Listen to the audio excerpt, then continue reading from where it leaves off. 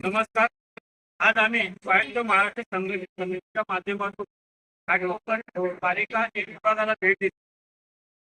उपायुक्त कार्यालय आणि सहाय्यक आयुक्तांना कार्यालयाला भेट देऊन तेथील अधिकाऱ्यांची आणि मराठी भाषेच्या बाबतीत चर्चा केली आणि नुकत्याच ॲडव्होकेट इंग्लिश स्मशानभूमी कमिटीच्या माध्यमातून जी गुजराती भाषेतील जी पावती देण्यात आली आहे त्याच्या विरोधात आम्ही तक्रार केली आहे आणि अधिकाऱ्यांना या तक्रारीची माहिती देऊन आणि त्यांना त्वरित कारवाई करण्याचं आवाहन केलं आहे. त्याने तसं आम्हाला आश्वासित केलं आहे की आमच्यावर कारवाई करू आणि तुम्हाला लवकरच कळू.